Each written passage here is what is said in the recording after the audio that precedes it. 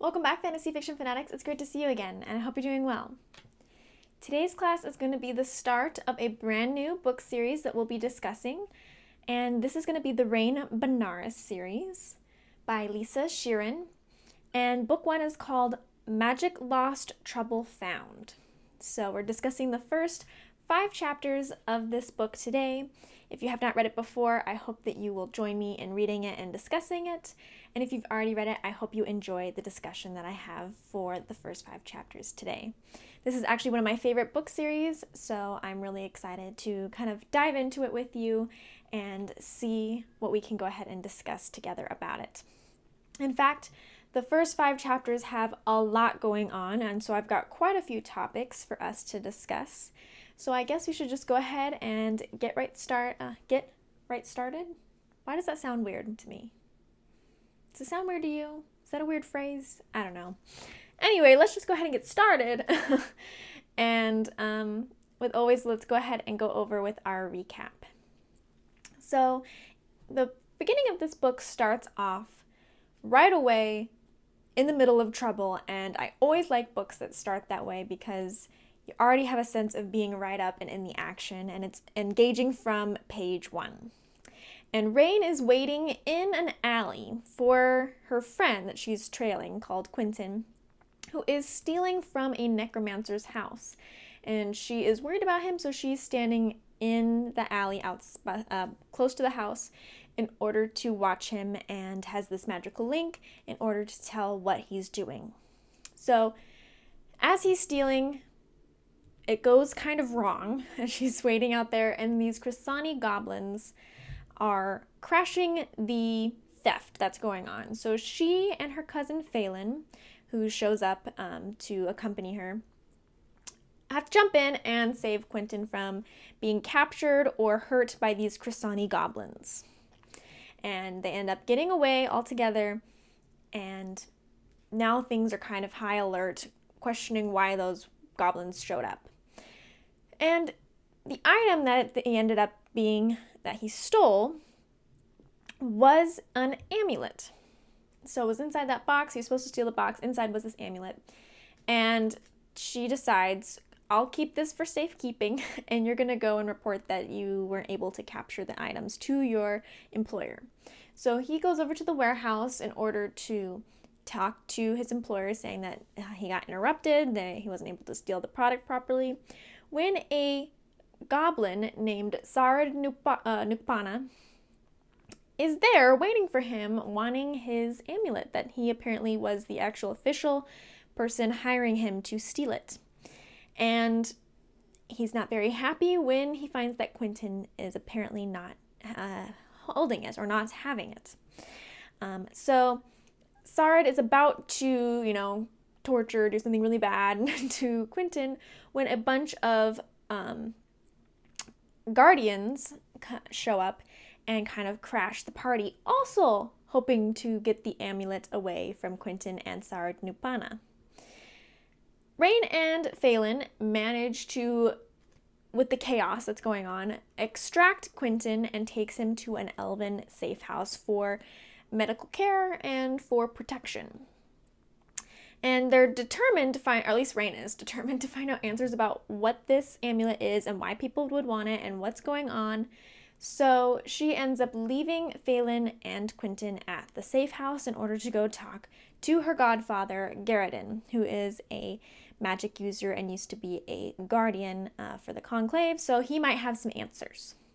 So she goes, talks to him, ends up finding out that the goblins, or at least some kind of goblins, were trying to break into her rooms. Though they failed, they were, trying to investigate her and possibly get the amulet, is her best guess. So she ends up going back to her place, packing it up in the attempt to have a ruse that she is going to leave her house behind, and hopefully no one else will bother her house until things have blown over. And we are in the middle of her, leaving and finishing that up in order to try and decide on her next steps. So that's where we leave her. And everybody, hopefully you enjoyed the first 5 chapters and enjoyed seeing where things are going for this new fantasy adventure we're taking on. Hopefully you are enjoying it. And yeah, so let's go ahead and get started with our first thing. And the most important thing that I always find to talk about when we're discussing a new series is point of view.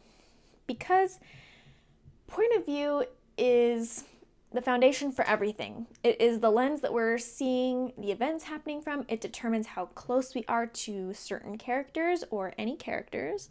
It is the lens of like how we can see things.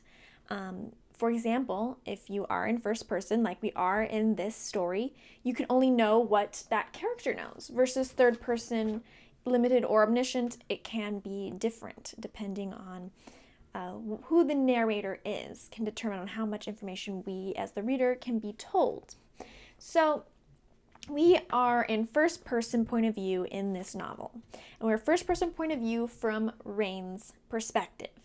So we are very up close and personal with Raine.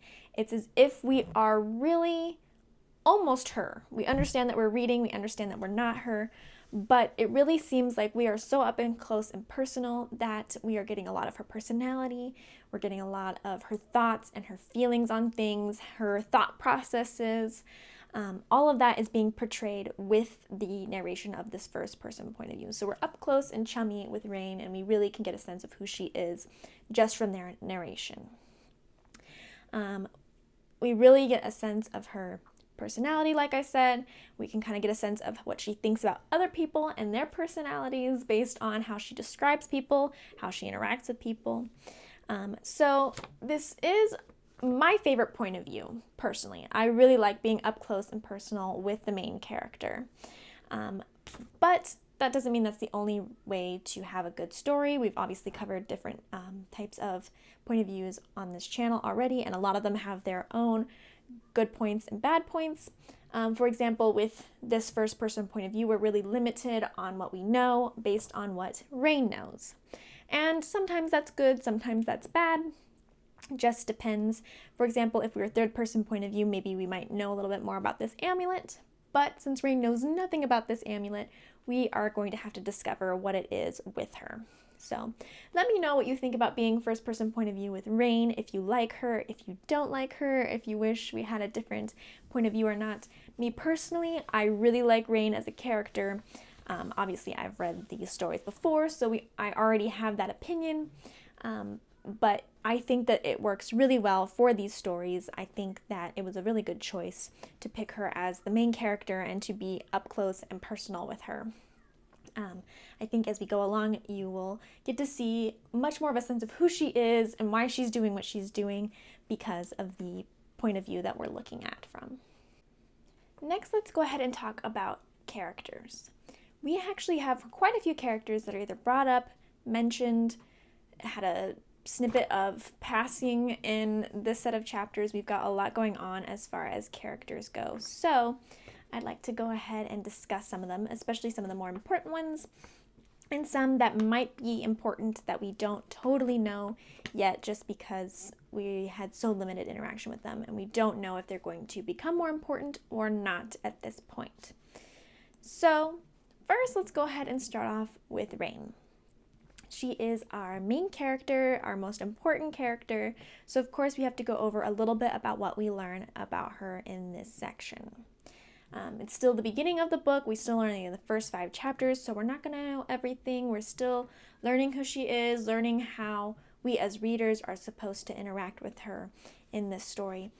So we start off with that she is an elf, she is a sorceress, and a seeker. So she is somebody who goes out and uses her magic in order to find lost things, or in some cases, lost people. So that's her main profession. That is what she's used to doing, and how she is used to conducting herself is in that self business that she has. That's how she makes her money.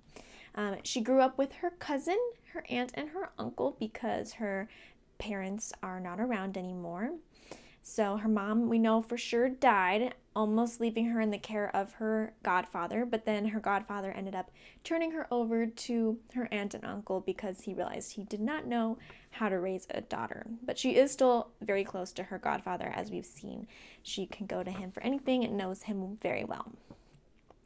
And she is definitely somebody who grew up to be self-sufficient, very tough, doesn't take a lot of crap, and doesn't, feel like she has to come to somebody else in order to solve her problems. She's very much a self-sufficient person and very caring about others. I mean, obviously she's following around her friend to make sure he doesn't get himself into too much trouble, and has inadvertently gotten herself into a lot of trouble, so that's gotta be saying something.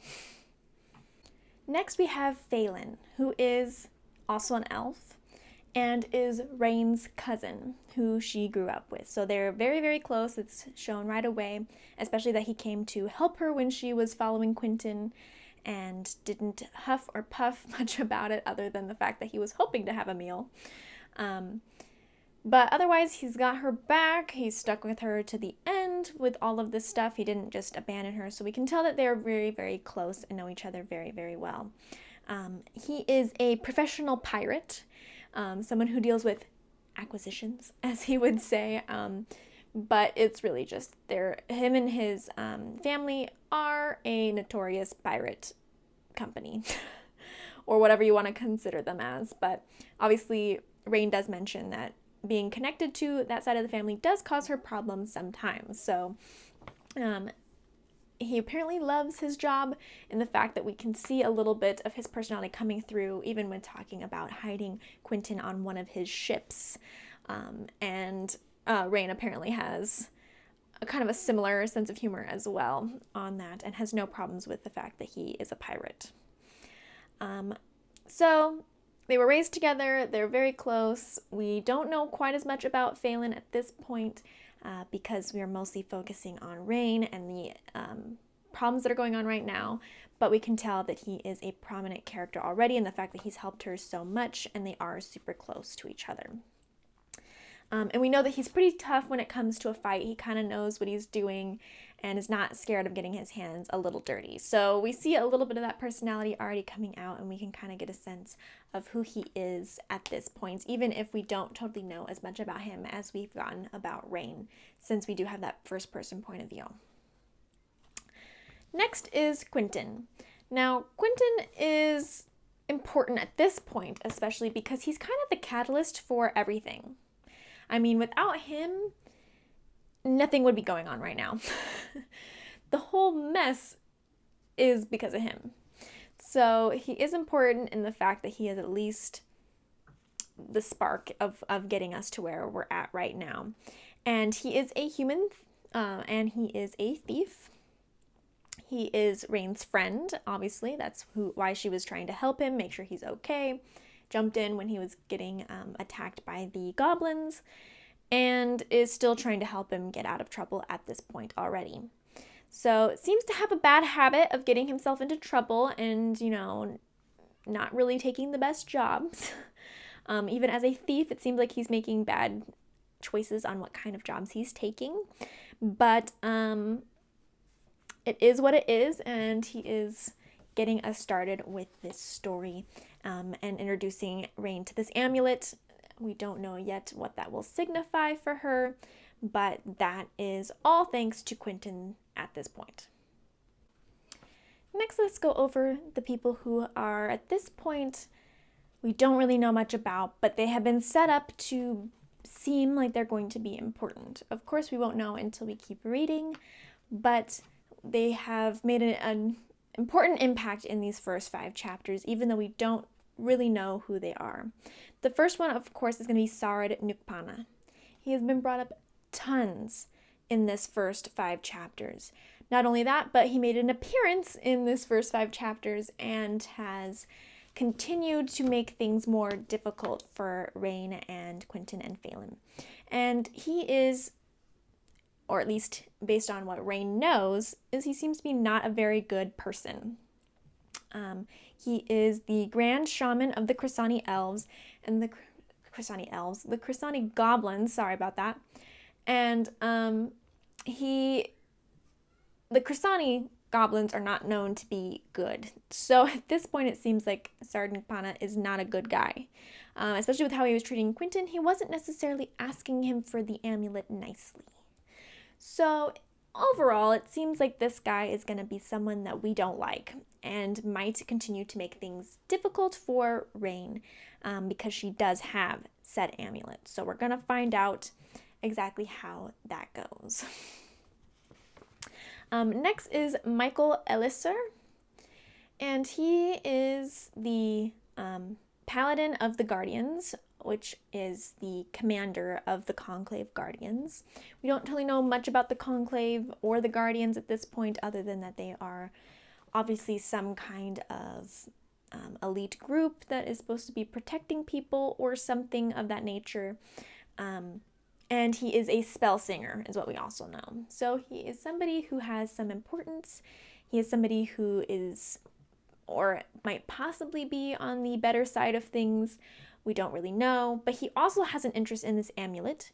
And we also have the mention of him being possibly the one that was singing her to kind of sleep or something, that something was going on and she was taking a nap at Garrett's place. So he is more than likely going to show up again and be somebody that we will learn more about based on the setup of the first several chapters and how they are mentioned. Also, she, kicked him in the groin, which made Garrett totally laughing a lot, and she was not very happy about that response. So great first impression on her part, right? I'm sure. He's just gonna love that. Okay, so then let's go ahead and go over, I have got 2 more characters to quickly kind of go over, and they're ones that were kind of important in this set of chapters, and we just kind of got to know them. We didn't see tons of them to have like a detailed list of who they are and what their importance are at this point yet, but we are seeing them some at this point. And the first one is Benares, and Benares is a genius prodigy spell singer who is still learning and is still on his way to knowing everything and controlling his powers, but he is only 17, so that kind of gives him a little bit of a break for being less knowledgeable about the magic. He is still learning and growing up, still very young. He is the landlady's of both Raine and her godfather Garrett's grandson. So this is somebody that she knows very well. Apparently has been living with that landlady and him for a while. So she is pretty close to him, cares about him, and we're going to see if he's in it more or if he's just in this part and is just kind of part of the getting going phase or not. But so far it seems like he might have a role in this story depending on where it goes and how things work out. Next is Garden. So her godfather is somebody who is very powerful. It seems that he knows a lot about magic. He obviously is well enough that he can teach Benares some of his spell singing, and used to be part of the Conclave Guardians. So he's very knowledgeable. He's got a lot of power, a lot of magic, but he doesn't really want to be bothered. He does have that his abilities can be purchased for not really purchased, commissioned or whatever to help out people, but his rates are so high because he really doesn't want anybody to ask him for help. So my question is, why even bother advertising that you can help people? I don't know how that works. Raine made it seem like if you live there that they're just going to ask you. So maybe it's better to post prices because they're going to ask you anyway, and then you can just charge as much as you want and make it so no one can afford you, I guess. But yes, we see him summon this. We know that he's got some knowledge. We know that he's got some expertise to lend. And at this point, that is what we know about him. So those are all the characters that really either made an appearance or were important enough that we've mentioned them several times, that have been set up to possibly be more important, such as we've gotten here. So we've got quite a few characters in play right now that have had either some time in this book already or is being set up to possibly come back and be important later. Let me know so far who your favorite character is or who you're most excited to see more of. Any guesses on what might be coming next for certain characters, anything like that. I would just love to hear your thoughts and your opinions and how you are enjoying this novel so far. Characters are very important to discuss because they are what make up the story. We're following them. We have to have people doing things in order to have a story, so it's really important to understand who they are, why they're doing the things that they're doing, and they play an essential role for us as readers to link to the story and to enjoy it. So I always think that focusing on characters, especially at the beginning and our first impressions of them, is important to kind of go over and discuss together. Okay, next let's go ahead and get on with our world building. So world building actually has quite a lot going on in this first 5 chapters. We're kind of being thrown things here and there. It's not that it's not smooth and fits in right.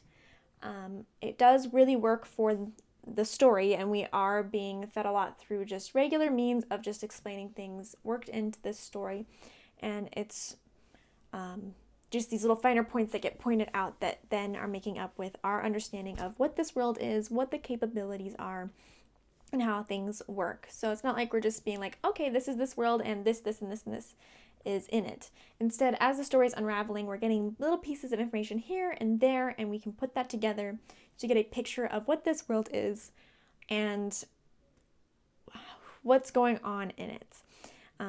I always think that world, especially in fantasy, are super important because that's kind of what we're here for. We're here for the magic. We're here for the uniqueness of things that are not like our own world, and understanding how that magic works, what kind of people and beings and things exist in this world, helps us get a picture of what it is that we're reading about. It gives us a picture about what is possible and what our expectations should be. And it's always so cool to discover the imagination of somebody else and what they can come up with as being something cool and exciting to experience. So let's go ahead and see in these first 5 chapters what we can experience in this world and what it has to offer. First thing right off the bat is we have figured out that at least there are elves, goblins, and humans in this society, and they're all together. It's not like they're segregated to where you can only live in this area and you can only live in this area. It seems that this is a city where all of them live together, all of them know each other, and we have at least experienced one character of each type. So that is something we'll have to see if there's more to that, or more that we can experience on what kind of people there are, or kind of creatures or beings or whatever. But at this point, we at least have established the 3 main ones that are available to us. Next is that we are in a place called Mermia. And Mermia seems to be near the Isle of Mid. So we have kind of a relationship between a couple different places. We don't really know enough about the whole world to understand what that means at this point, but we at least have a couple of places to coordinate ourselves, being like, okay, this is 2 places that are near each other. And in Mermia, there is a sorcerer's district, and there is a goblin embassy. So this lets us know that this is a big city. Raine's kind of mentioned that before, but we kind of understand that it's a big enough place that we have these, they have embassies, at least for goblins for sure, that there is a certain district or different areas that relate to different kinds of people or different professions, that kind of stuff. So we've kind of got a little bit of a structure to this area or to this city, and we can tell that it is a little bit bigger of an area. We understand that there are such things as guardians, these conclave guardians, and we don't know enough yet about who they are, what they do, why they exist, what their role is, but we do understand that they pretty much have powerful magic users that are on board in that group. We understand that it has to do with the conclave, which most likely is a government type thing, or a group of people or something like that, and we will hopefully be able to learn more as we go along. But we understand that there are those kind of people in there, and as Raine is somebody who is acting like, oh, I don't want to get involved with them, or I'm concerned about just giving this amulet to them, it's obviously a powerful group that she is unsure of, which can give us maybe a clue as to how things are, maybe not. We'll have to see, and I would love to hear what you thought about first hearing about what these conclave guardians are a little bit. Next, we've heard about Crisani goblins, which are shamans and extremists, and a group that apparently is not so nice and who might be, doing really bad things based on some of the stuff that we have learned from Raine at this point. They also used a gate, which we know then is dark magic and really, really bad, torturous magic. Which then leads me to, we also know about magic in this world. So there is such a thing as magic. There are people who use magic. There are also people who don't use magic. This world has people who have different varying abilities of magic, how naturally it comes to them, how much they can do or can't do. So it's a very more complicated system. It's not like, everybody can just use magic. It's not that everybody has the same power abilities and you just have to learn the spells or anything like that. It does have variance to it. It does have different abilities that are available to different people, different kind of magics that you can or cannot do depending on what you are born with. So that is always super interesting. I really love magic systems and figuring out what is capable and what is not and how the magic works. So I always find that to be really, really super interesting. And we learn that with magic, you can use mirrors to travel. You can use gates, which, as we just mentioned again, is really, really dark, horrific magic, and people do not suggest ever using that. It's really not a good thing to be doing. And then Raine even tells us at the beginning that necromancy, seeing the future, making gold, or affecting the weather are all things that are possible with magic. So there's lots of different things that they can do with magic depending on the person and their expertise and their abilities. So super, super cool so far with the magic that we have gleaned from. And we know that at least at some point magic can be changed or amplified or something, considering Raine's abilities have been altered a little bit with coming into contact with this amulet. And of course, we have the goblins, and right now we know that there's a little bit of stuff going on with the goblins politically, because Raine mentions that there's the king, and then there's an exiled prince that is in odds with the king. So we do see that there's some politicalness going on as well. So far, even in the first 5 chapters, we're really learning how complex this world is, how complex this story is going to be, because we have such a good, defined, complex world with lots of different things going on in it. And we can pick up these little pieces, we can put them together, and are already starting to see a picture of what world it is that we have entered and what capabilities or problems that this might have for Raine, considering it's going to be her adventure of some kind happening right now. Sorry, I kind of went through that pretty fast, but it was just so many things that are just like little pieces here and there that we're getting at this point, and I was just trying to piece them together for us to kind of get a little bit of a picture going based on what was gleaned to us from this first 5 chapters. Please let me know if you think I missed anything in the world building that we saw in these first 5 chapters. Please let me know if you think that I need to go over anything else again. If you like the world so far, if you don't like it, any of your thoughts or feelings that you would like to express, I'd love to have a conversation with you about it. Now, the last main thing I want to talk about before we get into our nitty-gritty is the amulet. The amulet at this point has been the center for everything in these 5 chapters. And it is the conflict that we are having, or at least the catalyst for the conflict that we are having already with Raine and Quentin and everybody getting involved. This amulet is the start of something, whatever it may be. We don't know at this point, and we have no idea what it's supposed to be doing or why everybody wants it. But it is going to be important, at least for this particular book, and the fact that we have focused so much on it already. It's going to be some kind of problem or something moving forward with this book. She's already in a problem with it, but it's going to be the focus, at least for this particular novel. We've already kind of established that even in the first 5 chapters. Is that she's in trouble because everyone wants it and she doesn't want to give it to anybody. Because she's worried about what it might mean for her to hand it over to anybody.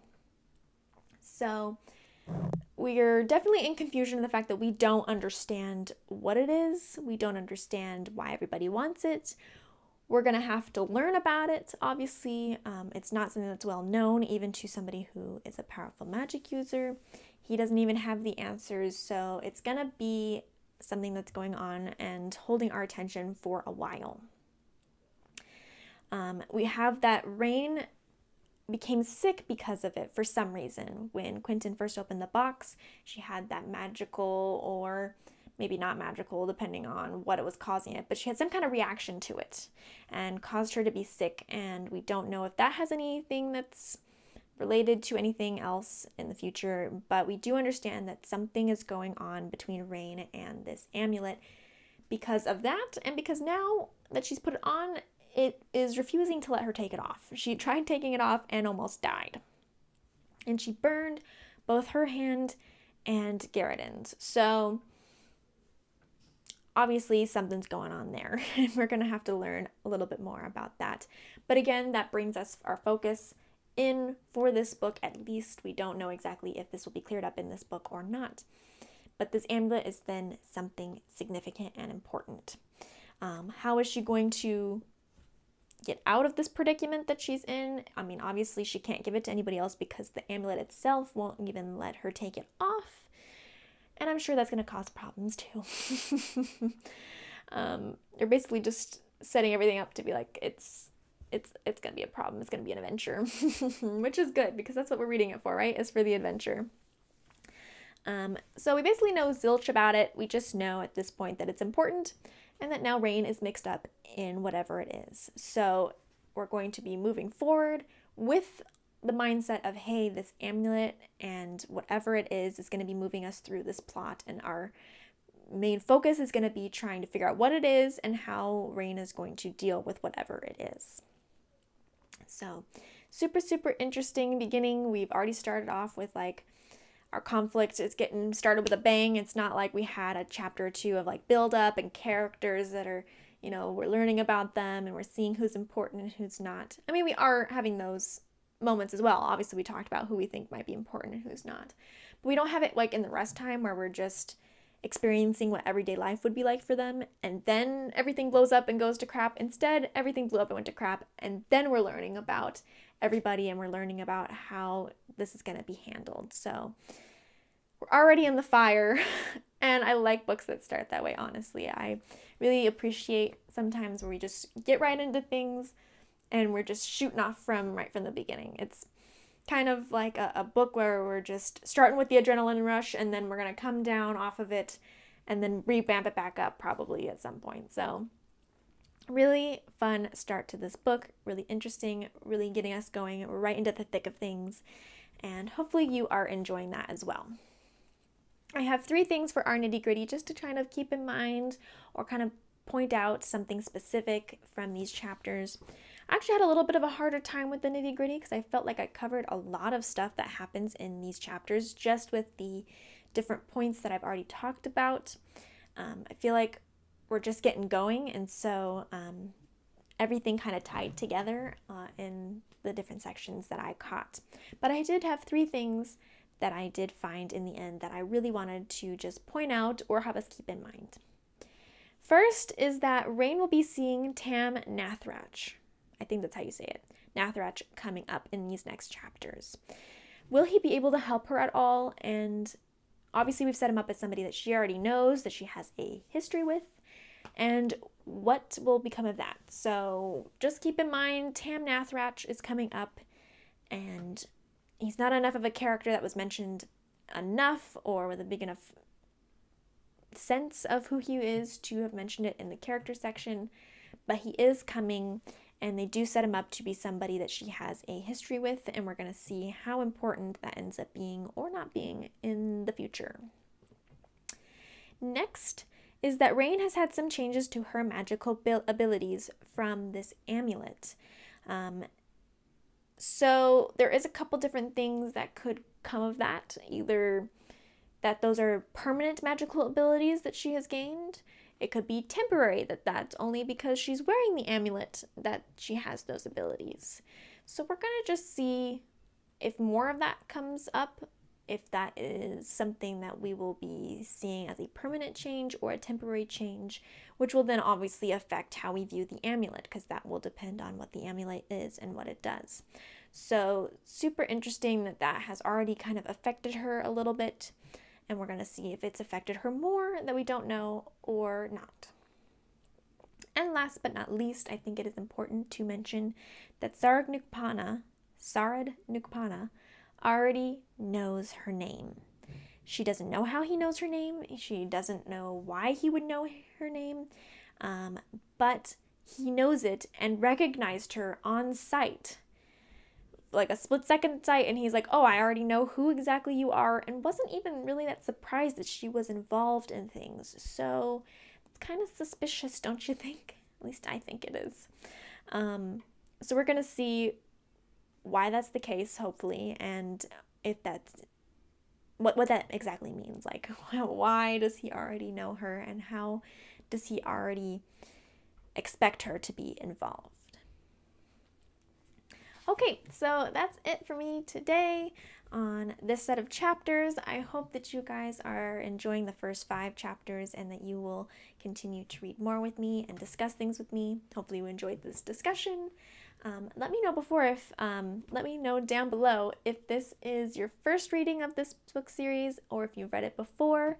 I hope that if this is your first time that I have introduced you to something new and something that you will enjoy.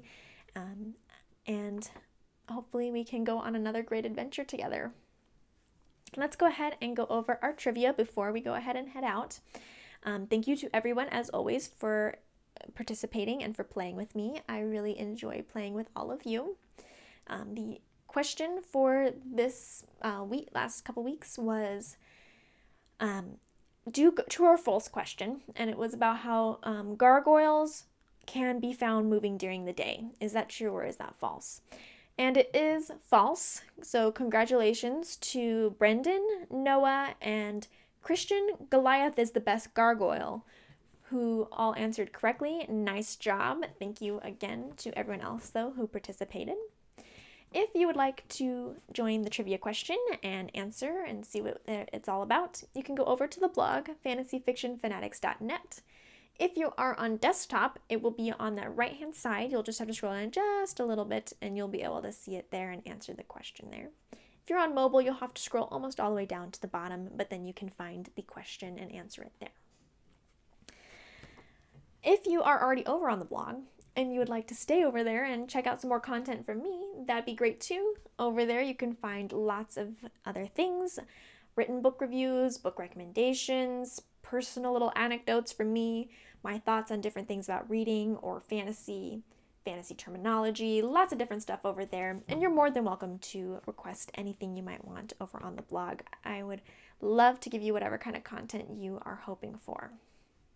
And of course, you can always ask any content for the channel as well. I'd love to hear what you would like. So thanks again to everyone who played. And if you are wanting to get in contact with me, or if down below is not the best place for you, you can go ahead and follow me on social media. I am on Facebook under /fantasyfiction1. You can get all the updates for whatever I post over there, along with on Twitter, which is @fantasyfiction1. Those are both places that you can get updates from me, maybe hear from me. You can contact me directly with direct messaging. Whatever is great for you. If you'd like to join over there, I'd be happy to have you join me and have some more interaction with you outside of the channel. You can also interact with other fantasy fanatics as well as me if you join our Discord, which the link for that will be down below. You're welcome to join and talk with a bunch of other people who are already on there having a good time discussing fantasy and other types of things and having similar interests to each other. You can also direct message me on there, so it's really a great overall place since I do update over there on when I upload. I do announcements over there. You can talk to other fanatics. You can direct message me if you need to get a hold of me for some reason. Anything over there. So it's a great place to go if you're looking to also be able to interact with other fanatics that have an interest in fantasy and other similar things. So hopefully we will see you over there. We'd love to have you. And I guess I will see you guys in the next class. I hope you enjoyed this one. Bye.